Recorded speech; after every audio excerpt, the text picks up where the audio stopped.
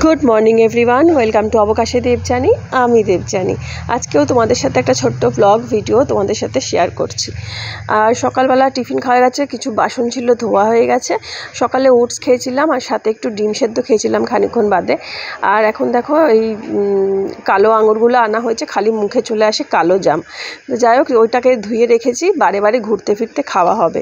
তো আঙুর আমার এমনি সব রকম ফলই আমার খেতে ভালো লাগে, কিন্তু আঙুরটা হলে বেশি ভালো, অতটা খোসা ছাড়াতে হয় না, ঘুরতে ফিরতে কয়েকটা করে খাওয়া যায়। আর একটা ছোট্ট একটা লাউ দেখালাম, তোমাদের সাথে শেয়ার করলাম। লাউটা এতটাই ছোট, পেঁপের মতো, তাই সেটা দিয়ে কত রকম রেসিপি করেছি সেটাও শেয়ার করছি। লাউ দিয়ে শুক্তো ডাল করেছি, করে একটা ডালনা মতো করেছি নিরামিষ, যেহেতু মঙ্গলবার ছিল। আর এখানে তিতর ডাল করেছি লাউ দিয়ে। আর এটা একটু ঘন হয়ে বসে যাবে, ঠান্ডা হলে সবে নামিয়েছি, তাই জন্য এইরকম হয়েছে। আর অনেক দিন বাদে তিতর ডাল করলাম। আর এখন গরমকাল তো পড়ছে, তো গরমকালে তো তিতর ডাল খেতে ভালো লাগবে। আর এই দইটা হলো হাজব্যান্ডের জন্য, কারণ আমি এখন দইটা খাচ্ছি না।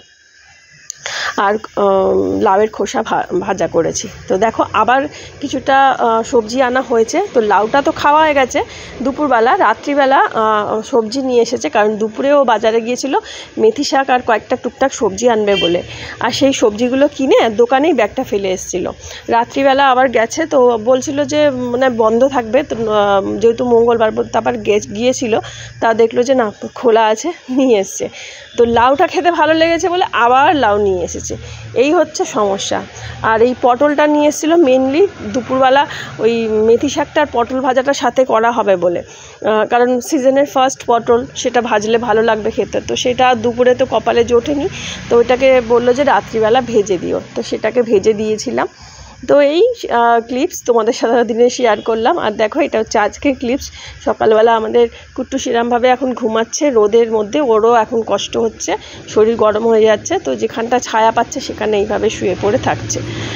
আর আজকে বাজারে এসেছে, বলেছিলাম আজকে মাছ বাজার করতে নেই না, মানে করতে হবে না, অন্যান্য জিনিস আছে ওটা দিয়ে চলে যাবে। তো শুক্রবার দিন বা রবিবার দিন মাছ বাজারটা করতে। তো রেশনে গিয়েছিল, তো রেশন আজকে আমাদের ধরা হয়নি, মানে বললো যে এখন 22 তারিখ এরকম ডেট দিল। তো বলে যেকালে বেরিয়েছি তাহলে জিনিসপত্র কিছুটা কিনেই আনি। তো ওই জন্য আবার বাজারে গিয়ে মাছ বাজারটা করে নিল, বলে আমি একটু নিশ্চিন্ত থাকবো। মাছ বাজার, সবজি বাজার ঘরে রয়েছে, ডিম আছে, দুধ আছে, দই আছে। তো এই জন্য নিশ্চিন্তে থাকার জন্য নিয়ে আসলো। তো নিয়ে এসেছে ইলিশ মাছ আর কিছুটা চিংড়ি মাছ, আর এখানে এনেছে মৌরলা মাছ। তো আমার তো সবকটাই প্রিয়।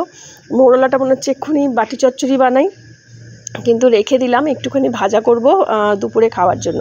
আর নিয়ে এসেছে এই যে আজকে আবার পুঁই শাক, যে মাছ আনতে গিয়ে আবার পুঁই শাক টুকটাক আবার সবজি নিয়ে এসছে। তো বললো বেশ সুন্দর পুঁই শাকগুলো ছোটো ছোটোর মধ্যে। তো তখন বললাম তাহলে এক কাজ করি, পুঁই শাকটাই চিংড়ি মাছ দিয়ে করব। বললো ঠিক আছে। তো চিংড়ি মাছটা মালাইকারি বা অন্য কিছু দিয়ে করলে ভালো হতো, যেহেতু বড় চিংড়ি। তো পুঁই শাকের মধ্যেই দিয়ে দিলাম, হয়ে গেল, টেস্ট ভালো হয়ে গেল। আর একটু মৌরলা মাছ এখানটা ধুয়ে মানে বেছে একটু সরিয়ে রেখেছি ভাজবো বলে। আর পুঁই শাক করবো, আর ইলিশ মাছটা অন্যদিন রান্না হবে, আর মৌরলা মাছটা ভাবছি অন্যদিন করব। আর আমার মুখে তো কোনো টেস্ট নেই, কিন্তু মৌরলা মাছটা আজকে ভাজা খেয়েছিলাম, খুব ভালো লেগেছিলো। তো একটু মাছের টক হলে খুব ভালো হয়। তো আমার হাজব্যান্ড হচ্ছে শুধু আম দিয়ে মাছের টকটাই ভালোবাসে, না তেঁতুল, না এই যে কুল দিয়ে বা কিছু দিয়ে খেতে চাইছে না।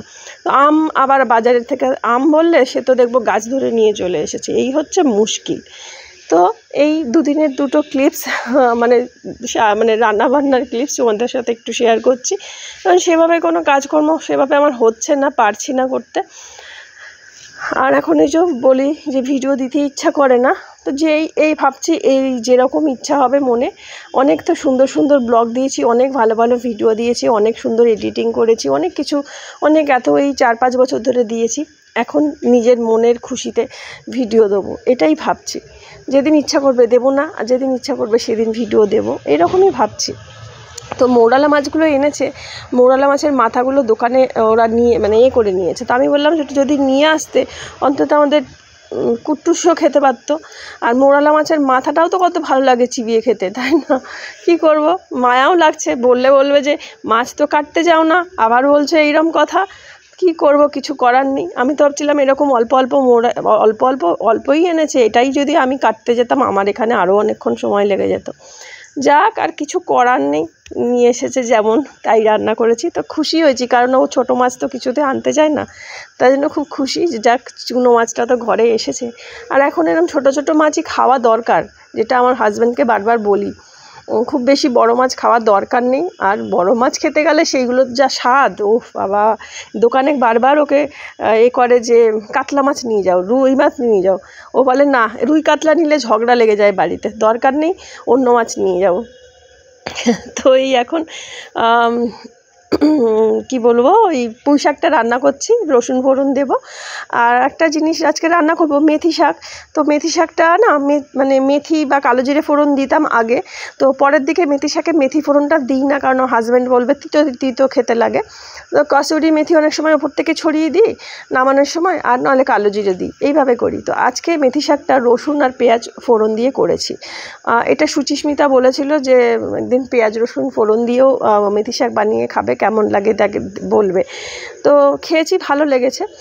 হ্যাঁ, পেঁয়াজ রসুনটা দিলে আবার একটা অন্যরকম স্বাদ লাগে, আর শুধু মেথি শাকটা করলে একটা মেথির আলাদা একটা গন্ধ আসে, সেটাও আসে। আর যে কোনো শাকে একটু রসুন ফোড়ন দিলে সেটার টেস্ট ভালো আসে।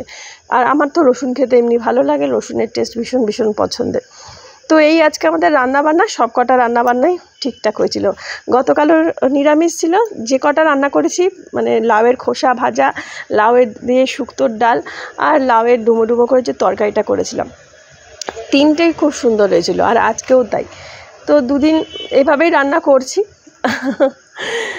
তো ভাবলাম যা করেছি এটাকেই ঝুরিয়ে দুদিনের একটা ব্লগ একসাথে করে তোমাদের সাথে শেয়ার করি। তো আজকের মতো টাটা, তোমাদের সাথে লাঞ্চ মেনুটাও একটু শেয়ার করে দিলাম।